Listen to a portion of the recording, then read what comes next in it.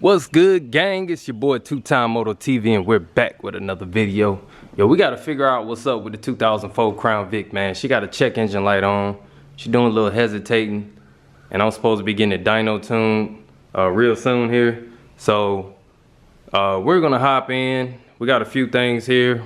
We got our pen and piece of paper. We got our SCT tune that they're gonna need. They was talking about doing the HP tune on it. I'm not sure if a 04 can actually receive that, or if it's 05 and higher that can receive the HP tune.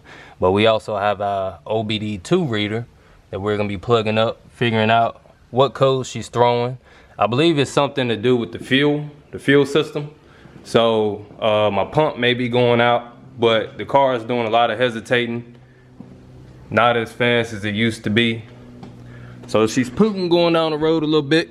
So what we're gonna do, we're gonna go ahead and plug up our OBD2 and see what codes that we throw in here. So we got our scan tool plugged in. Whatever codes we get, I'm gonna write them down. We'll do a little research on it.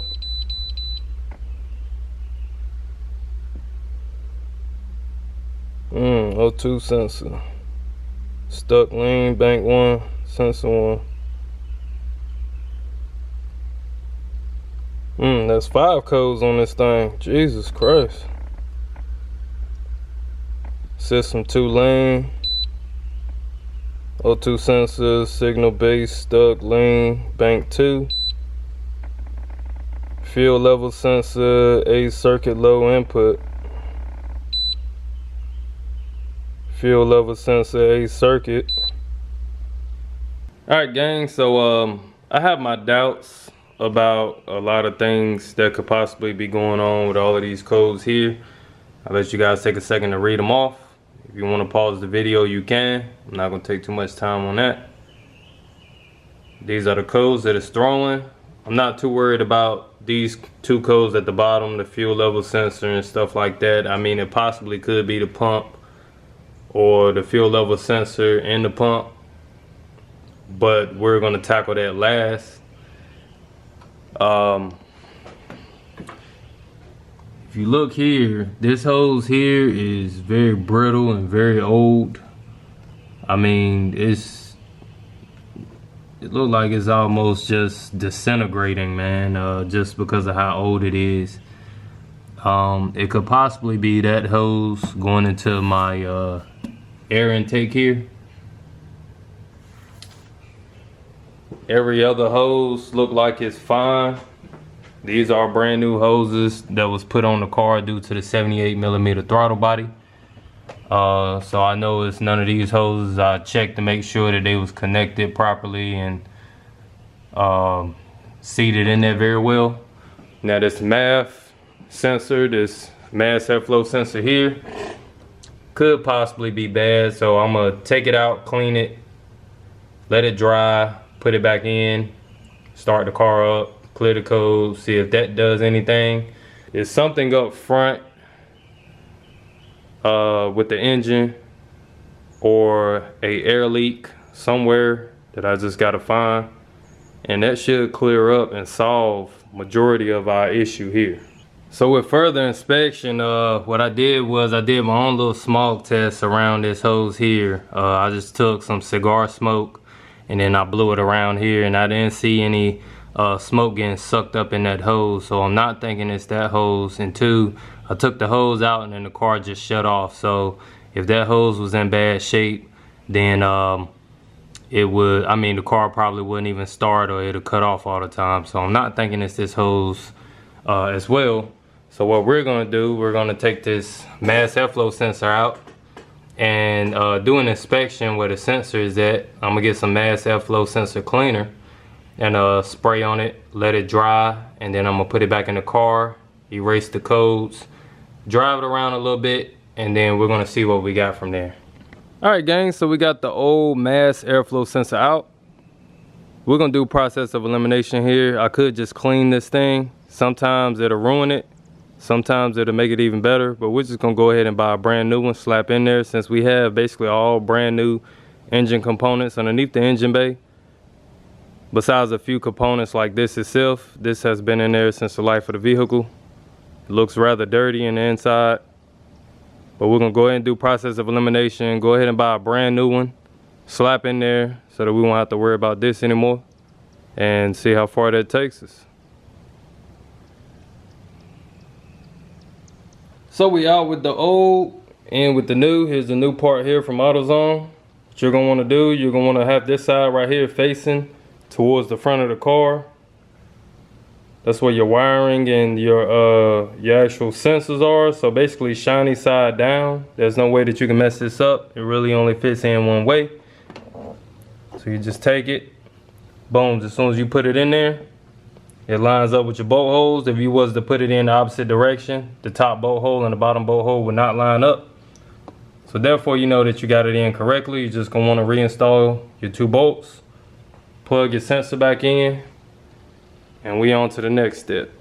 So you wanna hop back in your vehicle, turn the key to the on position, plug your OBD2 up, and you're gonna wanna erase the codes with your scan tool.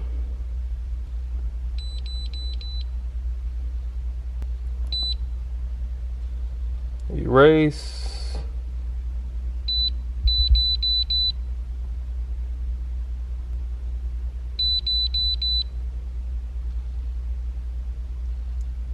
And there we are. Alright guys, there's an issue going on with even the new mass airflow sensor. I still got the old one over here, but the car is acting a lot more erratic even with the new one put in. But check this out. When you unplug your mass airflow sensor, your car is supposed to shut off. Mine doesn't.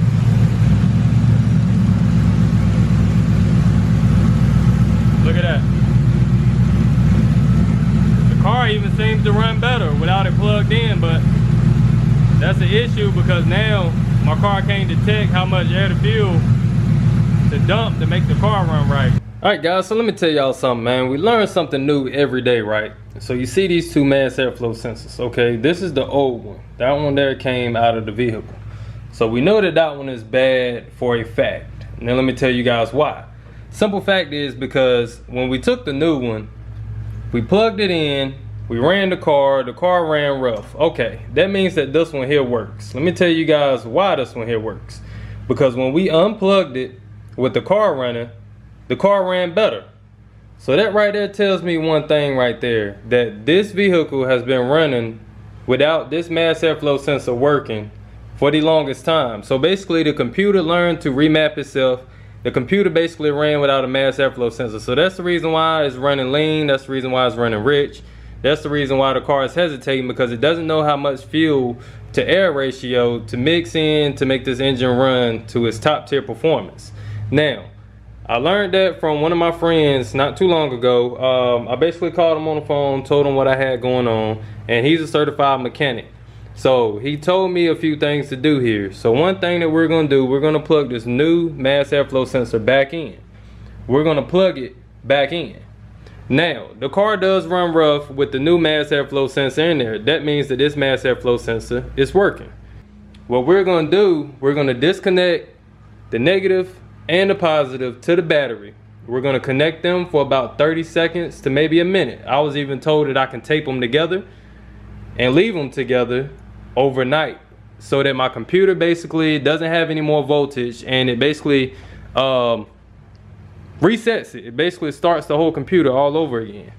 Now, just disconnecting the battery post will still allow voltage to be in the computer, which will then in return still store the active codes and all of the readings that the engine has been giving the computer all of this time. So you're basically going to want to reset your computer by disconnecting the battery post. Now you can leave them off overnight, you can leave them off for a whole day, and make sure that the whole car is drained of any kind of power that may be stored anywhere in the vehicle. Now, for the drivability issue, once we plug everything back in, the computer needs to relearn everything. So the car still may run slightly rough, but not as rough as it's running right now, because it still has stored information in the computer and is basically negating the new parts that we're throwing at the car. So we're gonna drive it around a little bit tomorrow just to make sure that everything is being learned how it's supposed to on the computer, and everything should be panned out with the vehicle. Now, I was also told that this right here is also throwing that low voltage circuit in the fuel system, because the mass airflow sensor has everything to do with air to fuel ratio and your fuel.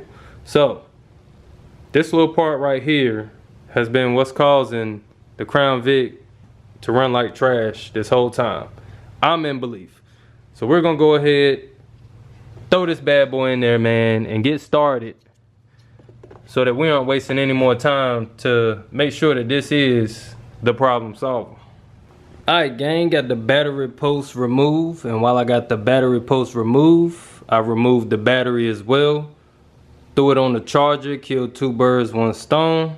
So now we're gonna let 1 day pass, let the computer reset itself, throw it back in and see what we got. So it's the following day. As you guys can see, it's morning time, birds are chirping.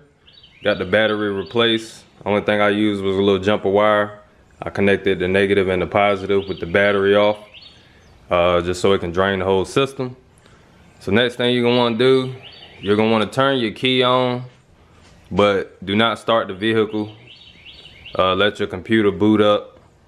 You wanna do that for about 30 seconds to a minute. Then you're gonna wanna start the car. And with the car started, you're just gonna wanna let it idle for about 10 to 15 minutes so that your computer can read air to fuel mixture and basically learn itself all over again. And then you can take it for a drive. So we're gonna do all that. So you guys stay tuned. Yo, let me tell y'all something, two-time gang. That right there was the issue with this Crown Vic the whole time, was the mass airflow sensor. So I'm even thinking that when I got the tune for this vehicle, my mass airflow sensor was not working. So basically the vehicle just learned to run without it. That's the reason why when I unplugged it, the car still ran, or it ran better. So when I plugged in the new one, it tried to read everything and correct itself. So that's why the car started to run rough. But I'm in belief that when I got the tune for this vehicle, my mass airflow sensor was not working. So the car wasn't running at its peak performance of all the performance mods that we got done to the vehicle. So it's actually running 10 times better now. I let it idle for 10 to 15 minutes, took it out for a ride. She wanted to hesitate a little bit just because she had to, you know, relearn everything that's going on. But I'm in belief that the mass airflow sensor that's working now is not working in conjunction with the tune that's on the vehicle, because the tune was put on the vehicle without a working mass airflow sensor, if that makes any sense to you guys. So what we're gonna do, we're gonna take and get the vehicle tuned. I've been calling around to a few reputable shops that can possibly tune the Crown Victoria, and all of them are booked up for a good little while. I was supposed to go and get a tune yesterday, but then I ended up getting called in for work. So I was gonna drop the car off, but I said, nah, I kinda wanna get the footage of the vehicle getting dyno tuned and what the guys are doing as well. You know, I always like to look after my vehicles, you know, when work is getting done. So we're gonna set up a date for that, and we're gonna possibly put a performance pump, a performance fuel pump in, along with another fuel filter, so that we can just make sure that the whole fuel system is good to go. I know that everything in the front, as far as engine and engine components, is good to go, but I'm still worried about that fuel pump a little bit. I did not throw the code again, but I'm still kind of worried about it since the fuel pump is pretty old. So I do want to get a performance fuel pump in, so that if they have to tune it to dump more fuel, because we also do have a snorkel here, you know, a air inlet snorkel going to the air intake. I'm not sure if it's gonna draw in more air than what the pump can output in fuel. So that's up for debate, but I'd rather be safe than sorry and have everything panned out performance wise with the vehicle before we start taking it to the next level. Also, you guys stay tuned. I do have a Pro Charger on the way. It may be going in this Fox body because it is made to go in the Fox body, or I may get different piping and throw it in either this Crown Vic, but I'm thinking 10 times or less I would throw it in this Crown Vic here. But I was thinking about remote mounting this Crown Victoria here, remote mounting turbo, this Crown Vic, possibly just throwing the Pro Charger in here. Simple fact that it's made for it, so I come out cheaper and I don't have to buy something twice. And get another hood and rear bumper so that it'll fit the Cobra style that I'm going for. Paint the vehicle, do some interior work, and then we'll have another show car here as well. So man, make sure you guys stay tuned. There's a lot to come, and appreciate y'all rocking with me, man, for this video. For you guys that lasted the whole video, man, I appreciate it. Smash that like button, man. For the newcomers that made it this far, I appreciate you guys as well. Make sure y'all subscribe to the channel. Tap that bell notification for future uploads. You don't want to miss it, man. And smash that like button as well. Two-Time Moto TV out. And until next time, peace.